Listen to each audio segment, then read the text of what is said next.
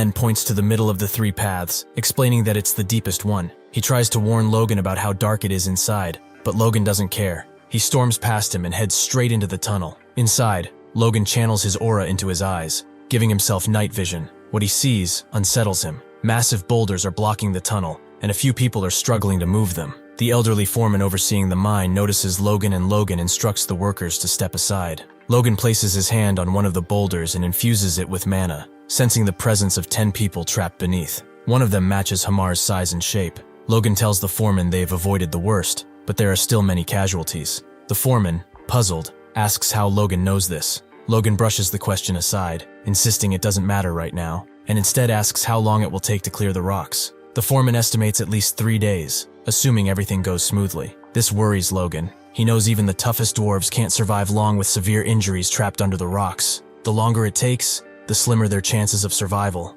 Realizing the urgency of the situation, Logan knows he has no choice but to act quickly if he wants to save them. Outside the mine, Logan and Clayton are talking, and Clayton asks Logan why they were called to this place. Logan tells Clayton that he will get straight to the point, and begs the mages to rescue Hamar and the workers that were trapped in the mine. He tells Clayton that they will be properly compensated, yet Clayton doesn't seem to care much about money. He realized that this was the reason for which Hamar was so busy, going back and forth between the mine and the dam. He tells Logan that since people are hurt, they will gladly help, and Logan thanks him, and tells Clayton that he will make sure to repay the favor. Clayton thinks that he was curious why Logan bought a destructive magic scroll and never used it, and realizes the mine was the reason. As Logan points them into the direction of the mine, he thinks that since he has been so secretive about it, it must be really valuable, and yet Logan told him about it. All in order to save a slave and some workers. Inside the mine, Clayton uses his magic to hold up the tunnel, and tells his disciples to use the golems to clear up the rocks, and they seem to be using mana stones for this to work. Clayton's disciples, holding their mana crystals tightly, began chanting their spells. With swift motions, they cast the mana stones into the rubble, and as the magic took effect, Logan watched in awe. The collapsed rocks stirred and transformed into towering stone golems, each lumbering into motion to clear the debris. The sight terrified the mine workers, who were not accustomed to witnessing such raw displays of magical power. Logan, observing the efficiency of the mages, marveled at how they had managed to clear several meters of rubble in mere moments by creating the golems. Clayton, however, remained focused, urging his disciples to hurry. The urgency in his voice reminded them all that there was no telling the condition of Hamar and the trapped workers deeper inside the collapsed mine. The golems, controlled by Clayton's disciples, methodically cleared the rubble, effortlessly carrying massive chunks of rock from the mine entrance. Logan, however, didn't just stand back to supervise. He joined in, hauling rocks alongside the mages and workers. Clayton, noticing Logan's involvement, was momentarily stunned. It was an unusual sight, a noble, engaging in manual labor to save commoners and a dwarf. It was unheard of for someone of Logan's rank to do such work, especially when most nobles wouldn't think twice about the lives of those beneath them. Watching Logan's determined efforts, Clayton couldn't help but feel a flicker of hope. Perhaps the world, despite its flaws, hadn't completely gone to ruin. Next, the mine master breaks a sweat from his forehead and shouts for everyone to hear that he's found the injured. Hamar is seen being hurt, half under the pile of rocks. Seeing this, the mine master shouts his name, scared, and Logan tries to assess his situation. It appears that despite the magnitude of the accident, the injuries Hamar and the others have are minor, and that they've just fainted due to shock. Looking down on the scene, Logan is grateful, thanking the gods that everyone got out with just some minor scratches. Later, in the infirmary, Logan asks Hamar what happened. Hamar explains that he dozed off while using a destruction scroll, admitting he's been overworking himself lately. Logan, visibly upset, remains silent. Sensing this, Hamar tries to reassure him, saying that despite the accident, everything is fine, and he'll be back to work soon. Just as Hamar is about to add that the workload isn't too hard and he can manage it in a day or two, Logan interrupts, telling him to take as much time as he needs to recover. However, when Hamar realizes what Logan just said, he stops speaking, unsure of what he's heard. He then asks Logan if he really wants Hamar to rest, and Logan replies by asking him if he will be fine without doing so. Hamar then shouts at Logan that he will rest. Even if the world burns on fire, he will rest. Even if the aliens come, he will rest. Whatever happens, his rest won't be interrupted. As Logan leaves Hamar's room, he marvels at the power of magic, impressed that the rescue operation was completed and everyone saved within just 2 hours. He begins to consider something he desires, but his thoughts are interrupted by Clayton, who appears beside him like a ghost from Christmas past. Clayton startles Logan by shouting, "You have a truly wonderful mine," leaving Logan speechless. Clayton nods knowingly, and Logan wonders if he has discovered that the mine is filled with gold. He realizes this could be troublesome, as he's unsure if Clayton would keep it a secret. Clayton then asks Logan why he went so far as to reveal the mine and ask for his help. Logan remains silent, but he reflects on the real reason.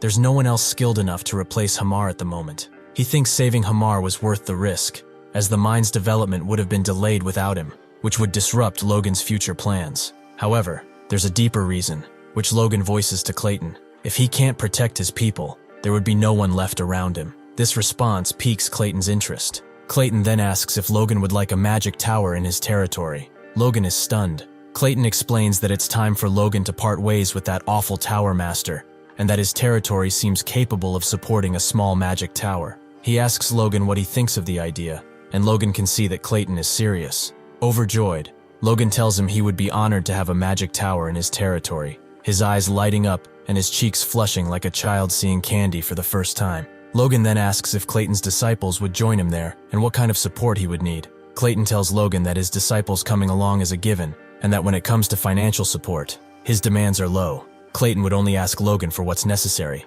telling Logan that he trusts in his character and abilities. Seeing what just happened, Logan drools like a hungry dog while looking at Clayton. Also being a witness to what was just discussed, Hamar asks Clayton if he also perhaps hit his head, but Logan tells him to go back to rest. 1 week later, Hamar presents himself before Logan, telling him that he is fully recovered, so he will resume the construction. He goes on to tell Logan that he will try to make up for the delay, and Logan wishes him luck. Just as Hamar leaves and the door closes, there is another knock that disturbed Logan. It appears that Dwayne creeps in from behind the door with a scary look on his face, asking Logan if it isn't about time for Logan to tell him about that mine. Dwayne shouts at Logan, demanding to know how long he's been developing the mine without telling him. Logan simply apologizes, saying it slipped his mind. Frustrated, Dwayne questions how something so important could possibly slip his mind. He presses Logan, asking why he kept the mine a secret and what kind of mine it is. To answer Dwayne's question, Logan puts on a big old smile, revealing that it's a gold mine. Dwayne doesn't believe him and tells Logan to stop joking around. There's no way people like them would have a gold mine. Annoyed, Logan asks what's so unbelievable about it, calling Dwayne a rascal. Then, regaining his serious tone, Logan informs Dwayne that the mine is expected to generate around 100 million gold per year, and asks if Dwayne really thinks he'd joke about something like that. Hearing this, Dwayne is left speechless, asking Logan if he is serious about what he's saying. Next, Dwayne just stands there, and Logan looks at him dead in the eye, but something is wrong. Logan touches Dwayne, wondering if he is okay, and Dwayne almost falls on his back. It appears that the information he has received is making Dwayne faint, as he cannot comprehend the amount of money that mine is going to bring in, and Logan is sweating, trying to make Dwayne snap out of it. Despite the minor incident with Hamar's injury, the plan proceeded smoothly, much faster than Logan had anticipated. In the forest, a group of people walks along, puzzled as to why they've been called together again, especially now that the dam construction is complete, and in such an unusual place, the mountain peak. One man asks another if they're sure the dam is finished, as it was supposed to take 6 months, yet they completed it in just 3. Another confirms that the construction is indeed done. These men seem to be the administrators Dwayne has gathered for a final inspection, all brought to Logan's side. Logan greets them warmly, expressing his pleasure in having them there. Acknowledging their busy schedules, he asks them to stay and witness the opening of the dam. One of the administrators looks on skeptically, thinking it's a waste of time. In his mind, bringing water from the Luther River to sprinkle over the wasteland won't make any difference. He feels Logan should have invested the money more wisely, perhaps on repairing the southern wall. The other administrators also question why Logan went to such lengths. Unable to come up with an answer, one of them asks Dwayne. Meanwhile, Dwayne is once again amazed by what he sees. He stares at the dam, realizing it wasn't built merely to sprinkle water on the wasteland. It's actually connected directly to the underground channels of the Luther River. If they can continuously supply water through the canals, this vast wasteland could indeed become fertile land. Logan looks around and notices that everyone has gathered, construction workers, mages, and administrators alike. Concluding that it's time to begin, he turns to Clayton and gives the signal. Clayton obliges, preparing to start the process. Seeing this, Hamar becomes grumpy and asks if they really have to do it this way, complaining that they put in all the effort so the workers could open and close the floodgates themselves. However, this won't happen, as Logan thinks that the first time the dam is open, it should be grand and memorable, as he wants to show everyone in the McLain estate what they have created with their own hands. As he says the last part, an image of the dam is shown, and it appears that there are some golems that stay before the floodgates, prepared to lift them. Seeing this, the administrators are stunned. One of them even remarks the presence of the monsters towards the other two, but just a second later they seem unfazed by this event. Even the administrator in question realizes that he has seen quite some magic lately, and that he shouldn't be impressed by it. Next, Clayton shouts loudly, for everyone to hear, giving the command to the golems to open the floodgates. They reach towards the gates and start lifting them up. Seeing this, Logan looks happy, as his plans unfold just as he imagined they would. The event leaves everyone speechless. Both the administrators and the common workers are amazed by the sheer display of magic and force, but something strange seems to happen. The golems are struggling to lift the floodgates. With a murderous smile on his face, Clayton looks down on Hamar, murmuring, asking Hamar what the hell is he doing. Yet it seems like Hamar also doesn't know what's happening, as he definitely told the workers to open the gates when the golems start lifting them. Seeing this, Logan starts sweating, as he needs to come up with an idea fast. An event from the past is shown, a chat between Clayton and Logan, where Clayton informs Logan that the lifting the gates would be too much for the golems, and Logan tells him to just pretend. It looks like the golem's strength was purely meant for show, and that in reality, it takes about 100 workers turning the pulleys to open the floodgates. Logan thinks that this wasn't a part of his plan, and wonders what he could do. Clayton shouts at Hamar that if his golem's reputation for strength gets tarnished, he will be holding him responsible, and Hamar replies by saying that it's just a fact that the golems are not strong enough. While all of this is happening, it seems that Logan has got an idea. He suddenly tells Clayton to command the golems to break down the gates. This leaves both Hamar and Clayton speechless, making Clayton ask if Logan is really serious about this. Logan tells Clayton to do as he says, as they can just rebuild the gates later. And even though hesitant for a couple of seconds, Clayton does as Logan wishes, and the golems start punching through the gates. Seeing this, the workers are wondering if they are really going to break them down. After all, their hard work was just done. Next, the gates break, and water starts flowing down, taking the golems with it, and everyone remains perplexed when they see this. Even Logan lets out a big old blushy smile of happiness. For the first time, I can see that bro might actually be genuinely happy and have a heart. The townsfolk that have worked on the construction are letting out tears of happiness as the water flows down, acknowledging its presence and their success. Logan then thinks how this will solve the food problem during the Civil War, and that they don't need to rush the reclamation as they can start farming next spring. Even Dwayne is happy and jumps on Logan's back, scaring him, telling him how wrong he was about the dam and asking for forgiveness. Logan then tells him that everything is good and mocks him in a friendly manner, asking why such a big guy like him is crying so much. However, not everyone is so happy with this outcome, as Hamar is crying in the corner, asking how much time is going to take him to rebuild the gates again. But Clayton steps in, saying that he will help him rebuild them once again. Logan then tells them that they don't need the gate urgently, so they can just take a week off, and that they will finish the mine construction after that, telling Hamar that they will once again get a long vacation once that project has also been completed. This once again brings joy to Hamar's eyes, asking Logan if he really means what he's saying. Logan replies by reassuring Hamar, but what Hamar doesn't know is the reason behind Logan's thought, that being that they are going to be busy again soon. Many farmers will come to reclaim the now fertile land, but it will be hard for them to travel from the city to the plains every day, so they will build a totally new village for them to live in. Logan turns to Hamar, preparing to tell him how great he is at construction, but realizes that this isn't the proper way to do it. He utters Hamar's name, making him turn around in order to inquire. He then tells Hamar that construction must be difficult even for him, as after all, he's never even heard of dwarves being good at construction. This makes Hamar go crazy, asking Logan what in the hell is he even talking about. He tells Logan that after weapon making, construction is what dwarves are best at. Hearing this, Logan realizes that he has Hamar right where he wants him. Logan tells Hamar that this is really impressive, and that it's great to hear that. Hamar replies by telling Logan that even if he praises him, he's not getting anything from him, and proceeds to ask Logan why he's even interested in construction all of a sudden. However, Logan just dismisses the question, telling Hamar that he was just curious. But as Hamar turns away, Logan thinks that after he has his 1 week rest, the thrilling experience of house construction will start, and he won't be laughing then. He once again shows his true psychotic and sadistic nature. I would honestly be scared to see his face at night. After his discussion with Hamar is ended, Logan addresses the people that came to the inauguration, telling everyone to listen up. He restates the promise he made when they gathered to open the floodgates. First, that everyone will be able to cultivate the McLain plains. Second, they will receive tenant rights equivalent to their labor, and taxes will only be 30%. He then turns his head to look at the vassals. He thinks that if he announces it like this, even the vassals won't be able to oppose it. In fact, they seem overjoyed with the appearance of the river, realizing that their territory might be finally changing. 4 weeks later, Logan is in his study talking to Rick, revising a schematic sent by Hamar, in which he's already completed the village layout and a model house, saying that he knew he picked the right person for the job, and Rick replies by saying that Hamar is amazing. Logan then thinks how he never thought Hamar would actually take the job when he came by a few weeks ago, as he was hesitant at first, but just as always, once he starts he does a good job.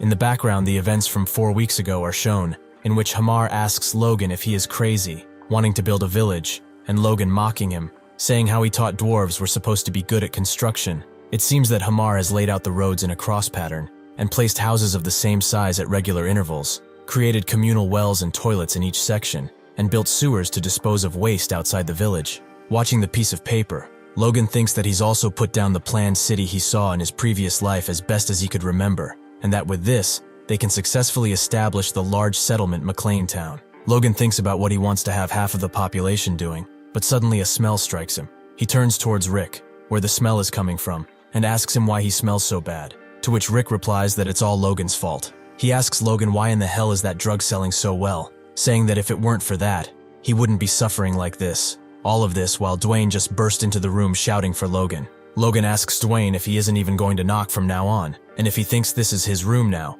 However, Dwayne doesn't seem to care about that one bit, and proceeds to start telling Logan something about Hamar. All of a sudden, Dwayne's expression turns into pure joy, and he tells Logan that Hamar has sent word that they can start mining the gold. He shows Logan a couple gold nuggets, telling him that it has been brought from the mine. He tells Logan that usually, you would have to extract small amounts from the minerals, but they've already found this, making them both drill over the site of their treasure. Next, Logan tells Hamar that he's done a great job, and Dwayne hugs him, asking how they've managed to get so lucky as to have Hamar with them. However, Hamar doesn't seem to care about any of this, and he just wants to go rest, as his eyes look like he's been awake for eons. Logan then asks Hamar how much they can start mining, and he tells Logan that it's just as they've estimated, 1 ton of gold a month, and that even with a low estimate, it should last for at least 10 years from there on, and once again asks Logan if he can go rest. Logan is reluctant to Hamar's request, saying that they still have much to do, as they've just started the town construction, and they need more crossbows, and the knights need new weapons, asking Hamar if it would be possible. This strikes Hamar like a hatchet, making him sweat and grab his head with his hand, as Hamar lays down on the ground to rest, and Dwayne bows to him, calling him the treasure of their territory. Logan proceeds to think about how he's sole proceed going forward, since there's still a lot of work left to do, but Hamar really needs a break, so he thinks that he should be recruiting another dwarf later. Just as promised, Logan tells Hamar that he will keep his promise, and that he can go have his break, and just as he wants to say that a month seems a little too much time, Hamar starts shouting of happiness. He then runs away like Flash when he turns back time, and shouts for Logan to hear that he shouldn't be looking for him, as he will be sleeping for the next month. Seeing how fast Hamar was running, Logan asks himself if he managed to awaken force, as he is too damn fast with those short legs. Behind Logan, Dwayne starts crying of happiness, and Logan asks him what happened. It appears that the reason behind his happiness cry is the amount of money that the mine is going to bring them, as 1 ton of gold per month adds up to a staggering 100 million gold per year. Dwayne tells Logan that the Kairosis can screw themselves, and that our territory is saved, as they don't have to worry about anything anymore. And seeing this, Logan mocks him, saying that he cries even more than when the dam was complete. Logan then calmly looks down on Dwayne and states one crucial fact, the only one he should be afraid of. Logan tells Dwayne that he should be aware of the fact that this mine is his as well. Hearing this, Dwayne's gaze turns into one of terror, as Logan continues to say that of course he will pay 30% taxes to the family, but that will be it.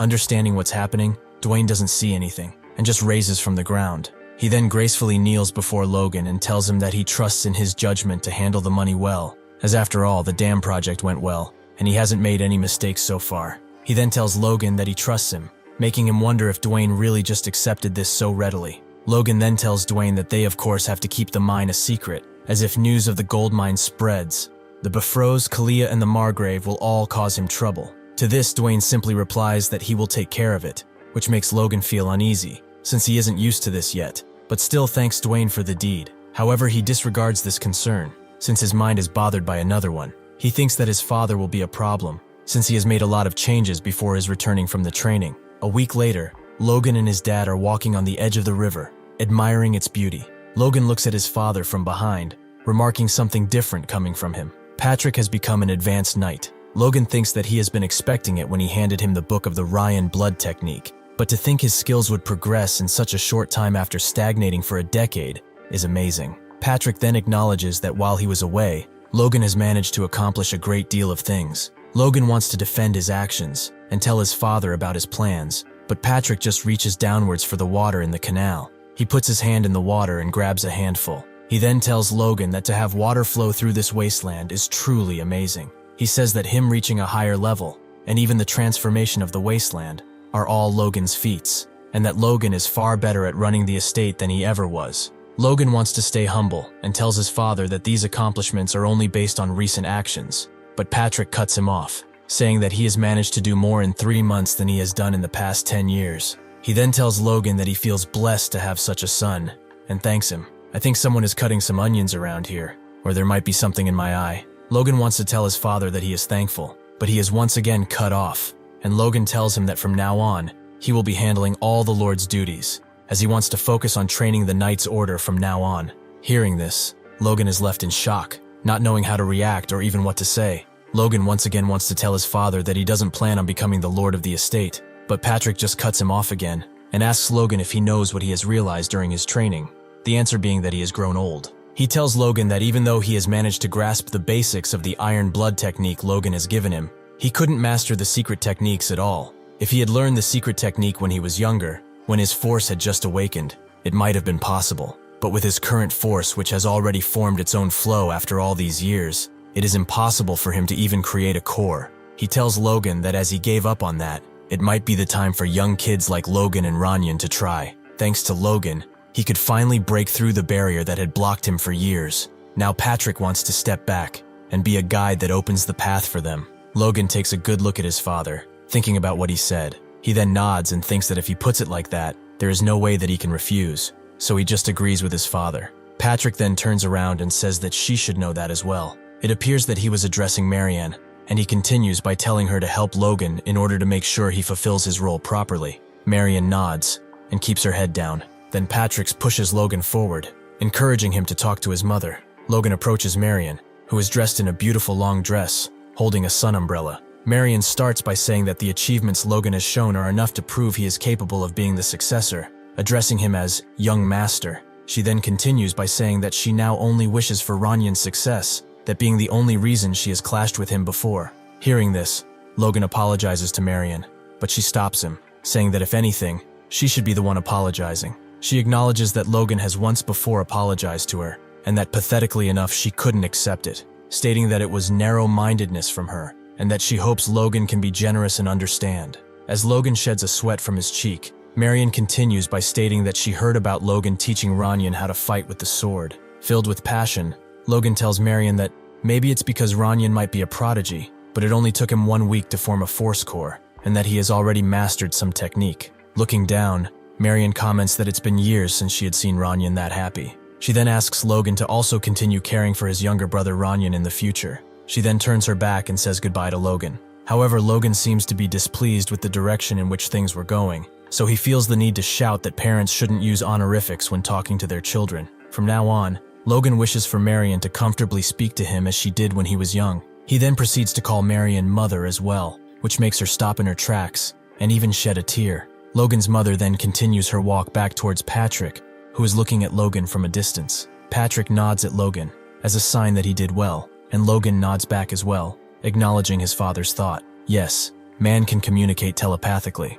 Logan then watches as his parents walk away from him and towards the castle's grounds. Next, at what seems to be the Tesseron estate, Logan and Patrick are talking. Logan tells his father that once the town is completed, they will start clearing the weeds and reclaim the land for farming before spring comes next year. He tells his father that they are hoping for a much greater yield than the McLain plains that their ancestors lost, and Patrick is concerned, asking if the residents will readily move their homes. Logan replies to his father by saying that they will, as they plan to give priority in reclaiming rights to those moving into the town, and the new houses will also be better than the thatched houses most of the residents are living in now. Logan informs his father that he has had Dwayne put up a recruitment notice for soldiers, and asks Patrick if he will take charge of their training if they become regular knights. to which Patrick instantly agrees, as he sees them as potential knight candidates. Patrick tells Logan that he has been doing a great job, but on the other hand, there's still a problem, and then proceeds to turn his head around towards the left side. He takes a wooden stick and strikes it against his hand,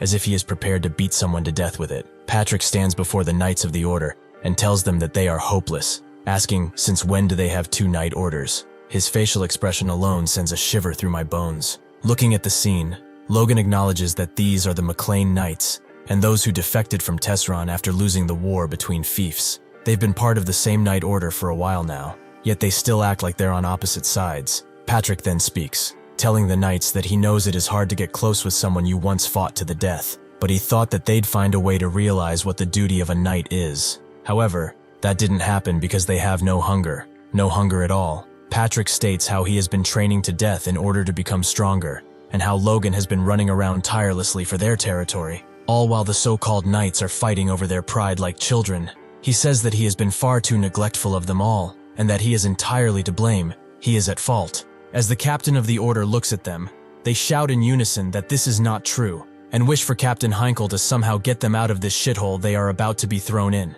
Heinkel turns his head to the right and shouts Patrick's title, and seems prepared to confront him. In reality, he tells Patrick that he looks much more spirited, and asks him if he has become an advanced knight. Patrick replies by saying that he will straighten out the attitudes of the knights for him, while charging his wooden blade with so much aura that it shatters. He then screams at the knights to feel and learn swordsmanship firsthand as he chases them. He tells the knights that when they are being grilled like dogs, they won't have time for silly thoughts. While doing this, Patrick thinks that he will make sure to discipline them and hand over a proper knight's order to Logan. In his study, Dwayne is signing documents as happily as ever, thinking that 20 years in administration, he has never known signing documents without worrying about the budget could make him this happy. Behind Dwayne, 2 vassals are speaking, one of them asking what is wrong with Logan. Ash A has been monopolizing the budget for the past couple of days, and in just a split of a second, Dwayne jumps in the discussion in order to protect his master, saying that there is a good reason behind whatever Logan decides to do.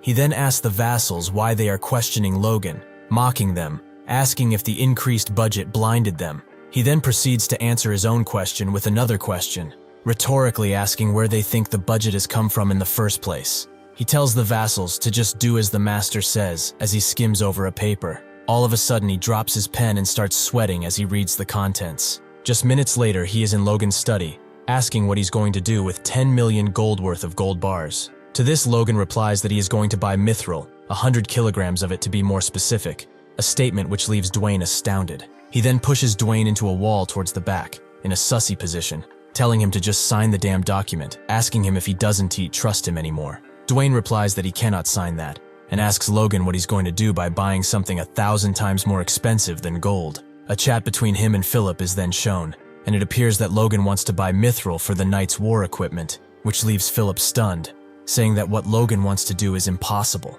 Hearing this, Logan goes into shock, looking at Philip with a lost gaze. Annoyed, he asks Philip why it is impossible, and Philip replies that mithril isn't something you can buy just because you have money. It's a metal that contains mana, has 10 times the strength of steel, and only 1/3 of the weight, often called the silver of the gods. You can't just buy something like that even if you are rich, as even the wealthy can't obtain it. Philip goes on to say that not to mention 100 kilograms is a huge amount, and for such a large purchase, you would need not only money, but also power, which gives Logan an idea. If it's power Philip needs to do the deed, he might have a way. Inside a castle, a guy looking through a communication channel seems a bit disturbed by what he sees. Another servant asks him what seems to be the matter, and he replies by saying that he received a message from some countryside region, the McLain estate, and asks where that is. The servant that seems to be in charge tells the lower grade that for now he should pass it on to the Duke, even though he might be too busy for that kind of message right now. It appears that this was Felix's house,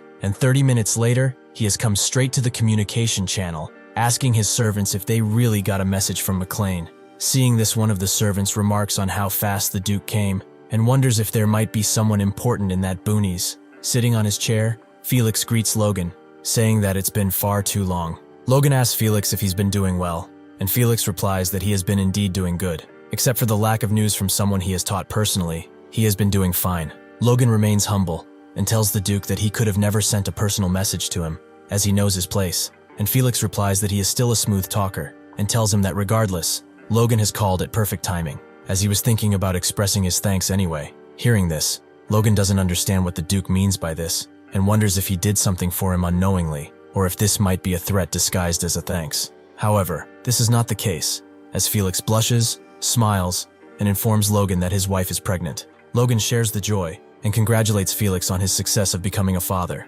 Felix once again thanks Logan, telling him that is all thanks to him, and Logan asks how could that be, as Felix did it himself. Logan goes on to say that it must be a blessing from the heavens. Felix tells Logan that he is still as cheeky as ever, and acknowledges that it is indeed a blessing from heaven, and also thanks to his efforts. But before all that, it is thanks to Logan, and he is truly grateful. Felix tells Logan that when the child is born, he would like him to come to the capital again, as his wife also wants to thank Logan personally. He then tells Logan that while he is there, he will also teach him his next technique as well, which leaves Logan amazed, as he wasn't expecting an honor like this. He bows to the Duke and thanks him. After that, Felix acknowledges that not refusing is more like Logan, and tells him that this was all the business he had planned to tell him, and asks Logan what was the reason for which he contacted him. Logan then directly asks Felix if he could get him the 100 kilograms of mithril he needs. Hearing this, he is amazed, asking Logan if he really said 100 kilograms and not 100 grams.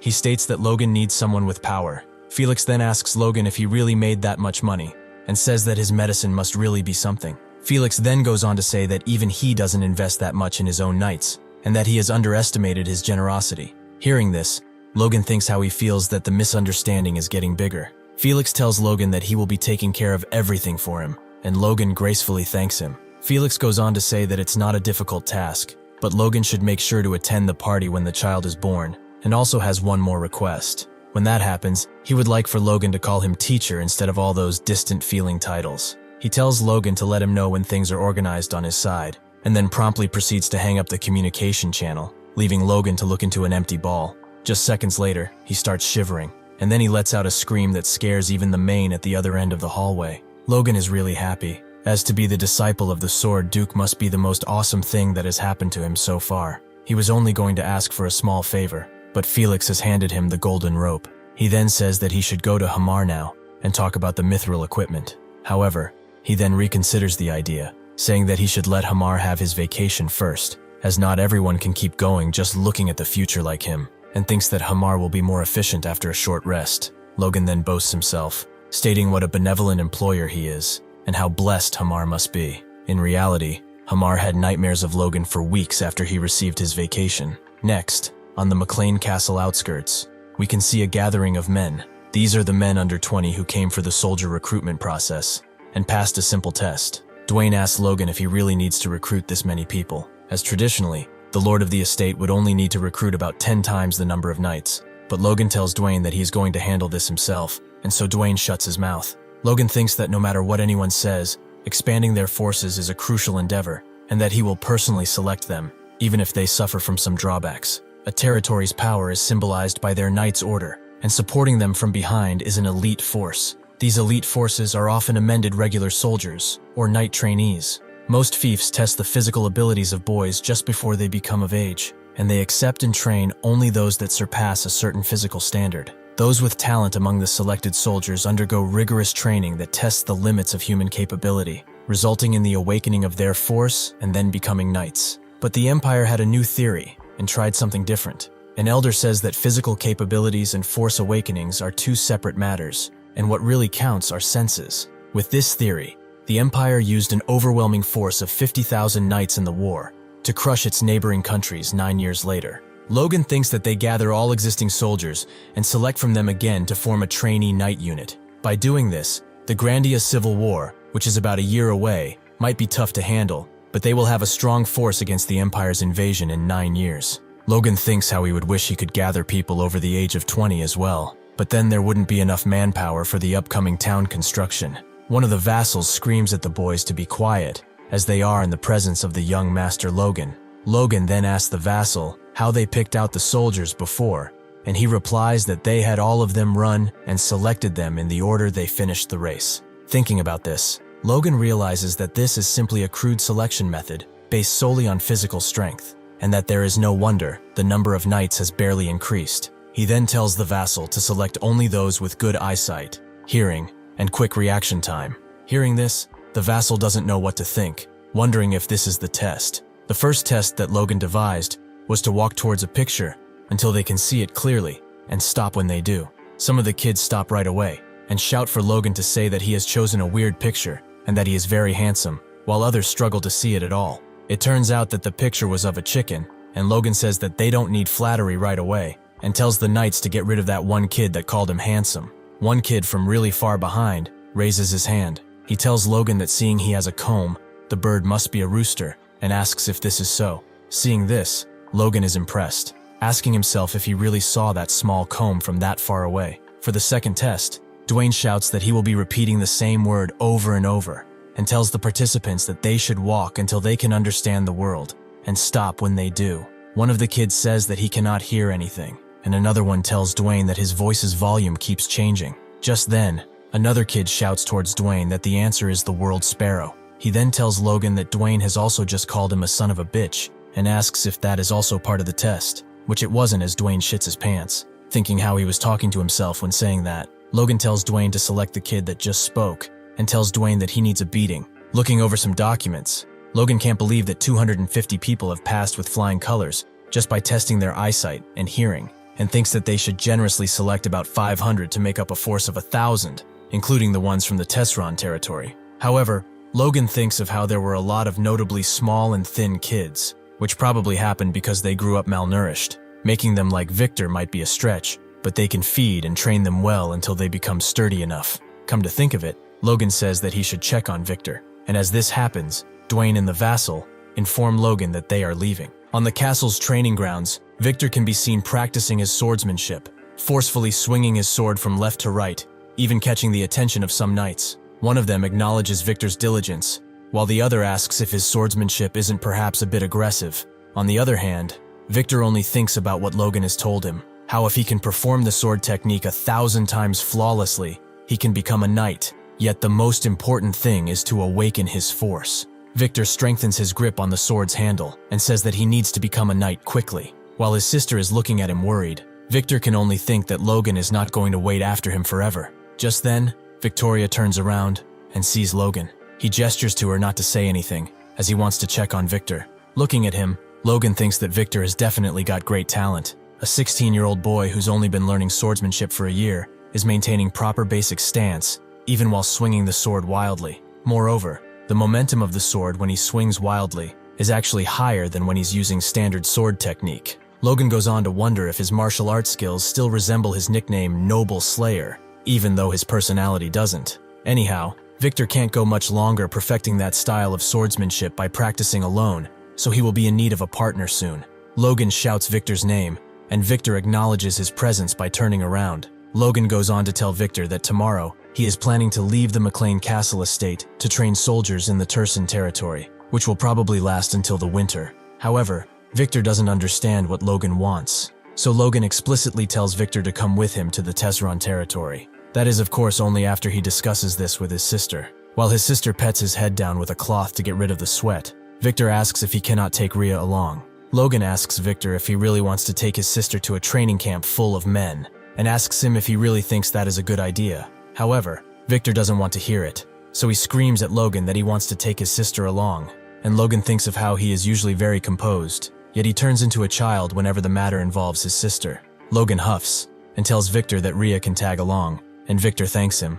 Anyhow, he then points his finger at Victor in a menacing manner and tells him that if any problems arise, he is the one responsible to take care of them. To this, Victor instantly replies that he is aware, and that he will be taking good care of his sister. Logan then goes on to ask Victor if his sister is really that precious to him, and he replies that Victoria is his only family, but Logan isn't convinced, asking if this is the only reason. Hearing this, Victor bites his lip, hesitates, but in the end gets it out of his system. He tells Logan that their parents are dead because of him. He tells Logan that Rhea has no parents because of him, so he needs to protect her, his only remaining family. Logan looks down on Victor without saying anything. He is left speechless. He then regains his composure and places his hand on Victor's shoulder, telling him that it's all right and to keep up the good work he has been doing. A few days later, we are at the Tesron Castle, and it seems that Kaisalon is grilling the kids selected by Logan. He tells them to take 5 laps around the inner castle wall, and as a punishment, the last 100 to finish will do 2 more laps. Hearing this, The kids are frightened and don't know what to reply to Kaisolon. However, Kaisolon isn't at all touched by this and shouts again, this time louder, to stop playing with him and start running. In just a split of a second, they do as they are told and run away as quickly as they can. Seeing that just happened, Logan praises Kaisolon, telling him that having experienced people around him is great and that he suits the role of being a drill sergeant. Kaisolon replies that since he is treating him like a knight, he accepted the offer to renew his contract. So yeah, the job does seem to suit him well. Kaisolon goes on to tell Logan that he was surprised when Logan offered to renew the contracts of the mercenaries as well though, and Logan says that he cannot have the crossbow's information leaking out. Hearing this, Kaisolon gets close to Logan's ear and whispers, asking him if he plans to start some kind of war in the next 2 years. But Logan remains silent, looking towards the ground. With a smile on his face, he tells Kaisolon that he is not a warmonger. However, inside, he knows that war is something that will be unavoidable in the future.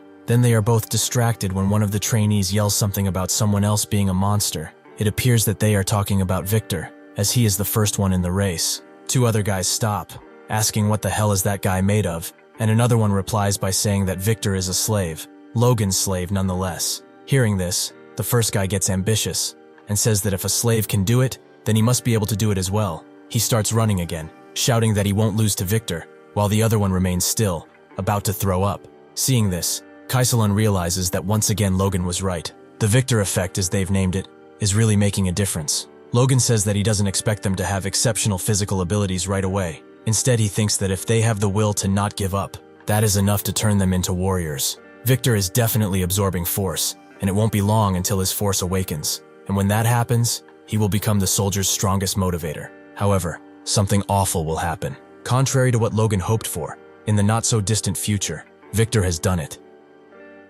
Next, the kids are brought to the Tesron barracks, where tables are piled high with food to help them replenish their energy. They eat heartily, repeatedly thanking Logan for the meal. One boy comments on how delicious the food looks, while another admits he endures the grueling training solely for these meals. He jokes that he's gained weight from eating so well over the past few weeks, and says if he could eat like this forever, he'd have no other wishes. Rhea is also in the barracks, busily preparing and serving meals to the trainees. All the boys are utterly captivated by her. As she turns to leave, some of them whisper about how cute she is, while one boldly calls her an angel. One boy asks his friend if he should try talking to her later, but the friend doesn't respond. He's still mesmerized by the sight of Rhea. This trance is short-lived though, as Victor, seated at a nearby table, emanates a menacing aura. He points a finger at the boys and warns them to look away before he gouges their eyes out. The boys quickly quiet down, dropping the subject entirely. As Rhea hurries from table to table, serving everyone, Victor wonders if she even had time to eat before starting her work.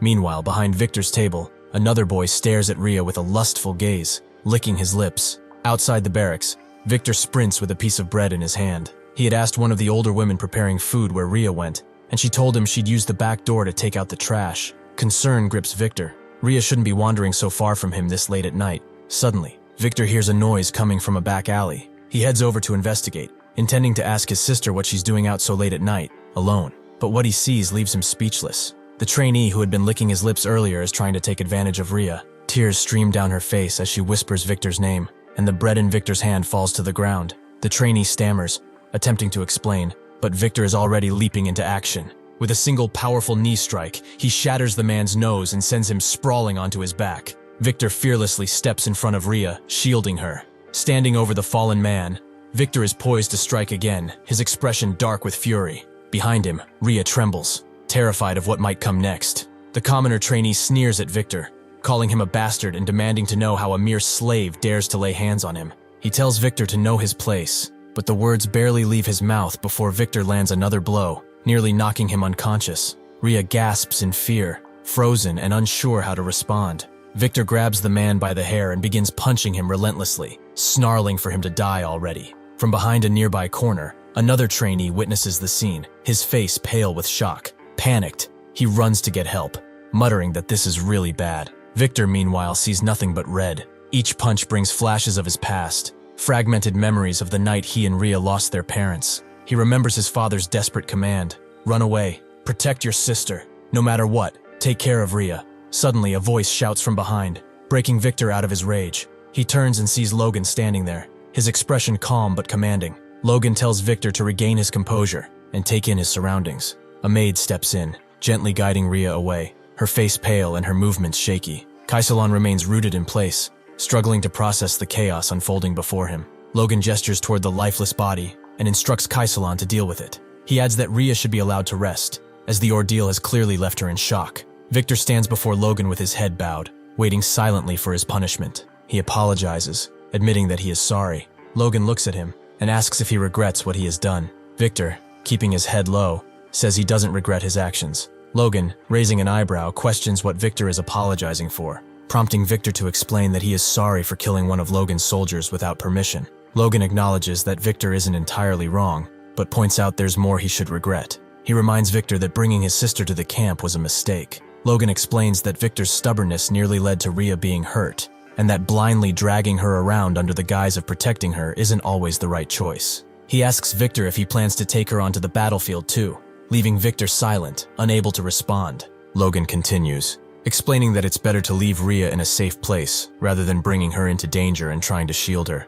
Despite knowing this, Logan allowed Victor to bring Rhea because he wanted him to learn the consequences of his actions. Logan reflects on how he hadn't wanted the situation to escalate so far and feels deeply sorry for what Rhea had to endure. Once again, Logan asks if Victor understands the lesson, but Victor only nods quietly. Logan hopes this will teach Victor to temper his overprotective nature. Victor eventually speaks, asking what his punishment will be. Logan counters by asking if he's scared. Victor replies firmly that he isn't, and will accept whatever punishment Logan decides. After a brief pause, Logan tells Victor that while killing someone is undoubtedly a crime, Rhea was an innocent victim in all of this. He acknowledges that Victor acted well in protecting her, but warns him that next time, he must seek permission before taking such drastic action. Victor, puzzled by this, asks what Logan means. Logan clarifies, saying he doesn't want his future nights to be delayed or compromised because of some worthless pervert. Hearing this, Victor nods and promises to keep it in mind. Inside the castle, Kaisalon and Logan are deep in conversation.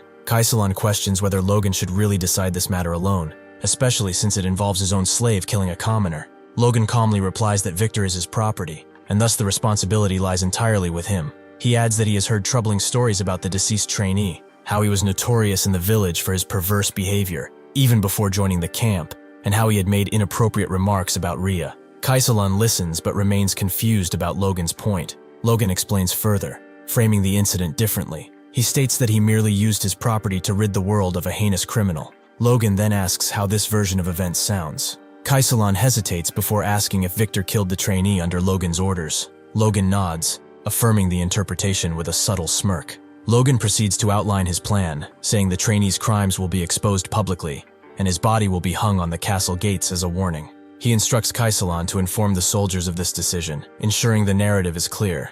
Kaisalon shifts the topic, noticing Logan marking something on a map.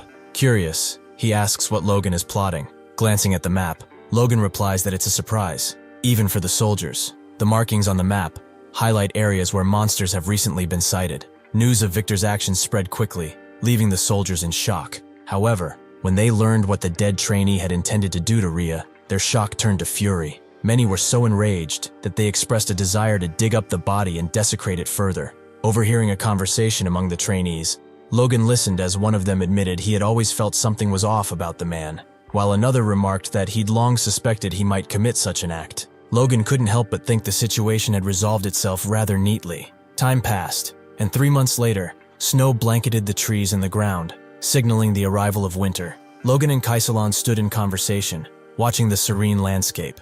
Logan noted the approach of the new year, and Kaisalon, with a reflective tone, remarked on how quickly time had flown. It had already been 2 years since their first meeting. During the 90-day training period, the initial group of 1,000 trainees had dwindled to 987. 1 death and 12 failed recruits had thinned the ranks. Kaisalon, however, seemed pleased as he observed the remaining group, remarking that no more trainees were dropping out. Only those with sufficient stamina and determination had endured. Logan, watching the scene, reflected on how basic training was now complete. He had already tasked Hamar with crafting an additional 400 crossbows, not enough to arm all the soldiers, but sufficient for another purpose. Turning his attention, Logan asked if the trainees were ready for joint combat training. Patrick stood nearby and confirmed that they were. He suggested the forest at the base of the mountain range as a suitable location. Patrick added that it was about time to advance their training, as the knights would soon require practical combat experience. Logan then asked Patrick if the knights had mastered the iron blood sword technique.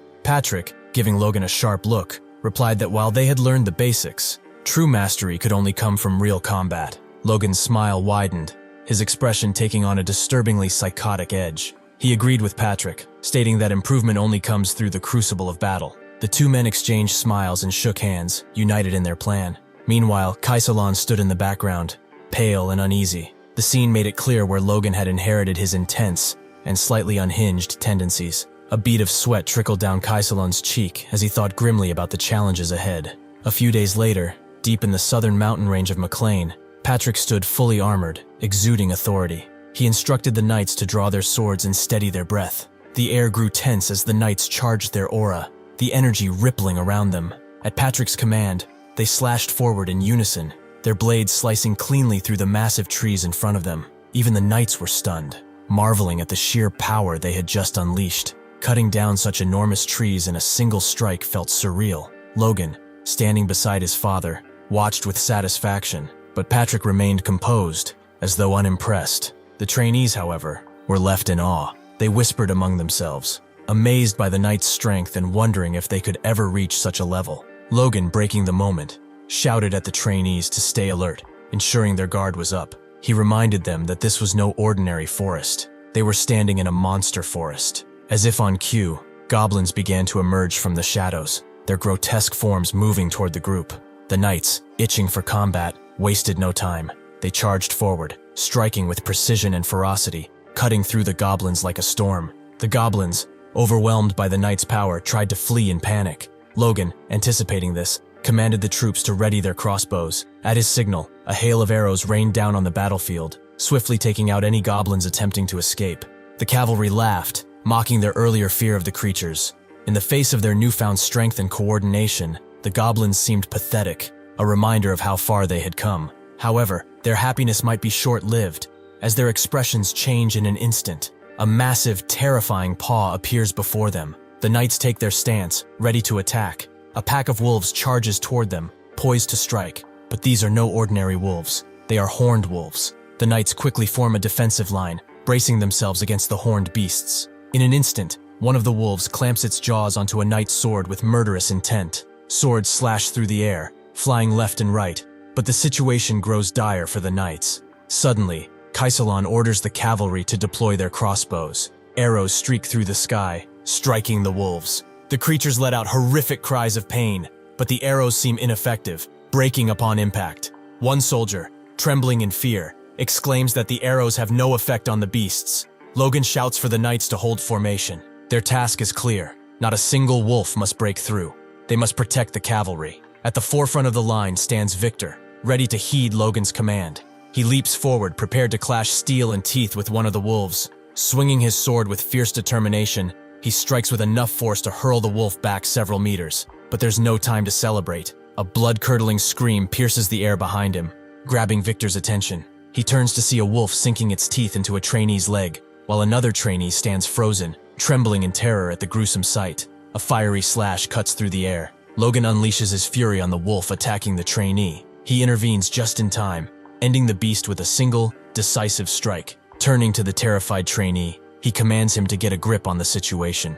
Logan orders him to fall back and carry the injured to safety. The trainee responds immediately, rushing to follow the orders. Logan reflects grimly that, as he suspected, most of the trainees are unprepared for chaotic skirmishes. However, those who ranked in the top 100 during the senses test stand out. One such trainee finds himself locked in a fight with a wolf. As he struggles, he notices a second wolf closing in from behind, ready to attack. Just as he braces for impact, Victor leaps into action, appearing out of nowhere. With a swift strike, Victor slashes the second wolf's neck cleanly. Victor glances down at his bloodied sword, a small smile forming on his face. The other trainees stare at him in disbelief, their eyes betraying a mix of awe and fear. Logan, however, sees the moment differently. He recognizes that Victor has finally broken free of his limitations. Logan knows it won't be long now before Victor steps into the realm of aura users. As the battle nears its end, the final wolf is felled by Patrick himself. Turning to the captain, Patrick asks if that's all of them.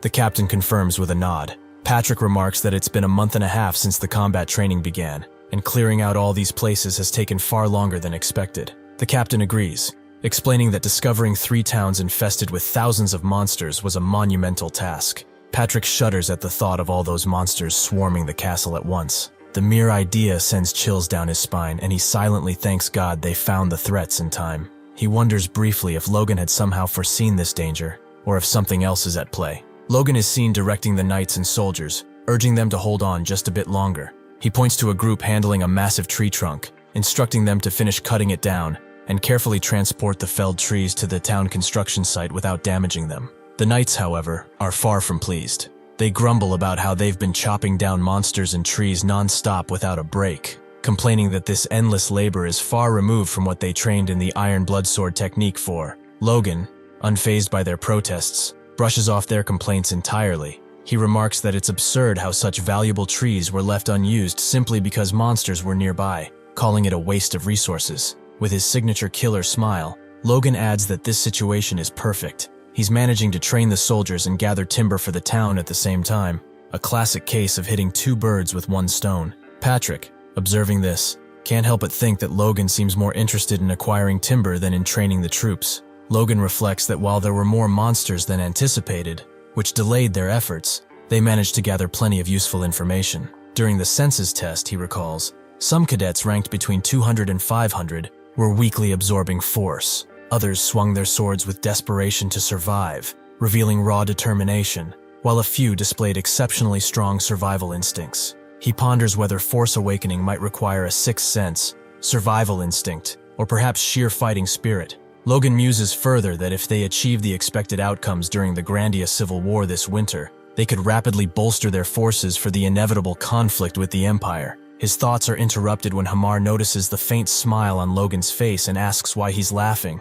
Logan, as usual, dismisses the question, saying it's nothing of concern to Hamar. Shifting topics, Logan tells Hamar that with enough timber now secured, they can proceed with the construction of McLain Town. With only 1 month left before spring, he asks if Hamar can complete the project in time for the cultivation season. Hamar nods confidently and replies that he can. Logan, visibly pleased, presses him again, asking if he's truly certain, as he initially assumed it might be a stretch to finish everything on time. Hamar explains that with the support of the mages, the workers' high motivation following the dam construction, and their current food supplies, the task should be manageable. He adds that building similar houses repeatedly will only improve their efficiency. Logan listens, a rare look of appreciation crossing his face. He wonders to himself if Hamar has always been this dependable, then silently credits the vacation for this newfound reliability. But just as Hamar's confidence seems to reach its peak, Logan throws in a curveball, reminding him of another task, the magic tower that also needs to be built in the center of town. Clayton casts a spell, summoning an impressive earth wall that rises steadily from the ground. The workers beside him watch in astonishment, momentarily frozen by the display of magic. Noticing their reaction, Clayton urges them to stop gawking and start gathering the soil as planned. The workers quickly snap out of it and get to work. As they continue, Logan approaches Clayton, thanking him once again for accommodating his seemingly unreasonable requests. Logan acknowledges that building a magic tower in a new town, rather than an established city, couldn't have been ideal. However, Clayton dismisses the concern, saying Logan is merely flattering him. He points out that with Logan's promise of an annual support fund of 10 million gold, it hardly matters whether the site is in a city or a town. Clayton adds that, considering the size of McLain, it's even larger than many cities in the kingdom, and this fact excites him. His enthusiasm brings a rare smile to Logan's face. Clayton goes on to explain that if everything proceeds as planned, this town will become the central hub of the entire territory, surpassing even the McLain estate and the Tesseron estate in importance. He begins to suggest that building a castle in the middle of so much open plain might not be the best idea, but Logan cuts him off. Logan questions the necessity of a castle, stating that his only goal is to make the town a convenient place for people to farm and live in peace. That, to him, is good enough. Clayton considers mentioning that a large town like this could attract many people, potentially increasing the risk of rebellion. But before he can, Logan dismisses the idea, saying rebellion won't be an issue as long as the people are not exploited. Hearing this, Clayton is momentarily stunned. He marvels at Logan's perspective, exclaiming that McLain truly is a territory for the people, ruled by a noble who refuses to exploit his workers. Grinning, Clayton shouts dramatically, "Vote for candidate number 0, Sir Logan McLain!" He laughs, declaring that no matter what, Logan has his vote. Logan, confused by Clayton's sudden outburst, dismisses the comment, not understanding what he meant. Clayton then asks if Logan is sure these earthen walls are good enough, and what will happen if this place gets invaded. Logan replies that they are good enough, as this place will never become a battlefield, because he's never going to allow that to happen.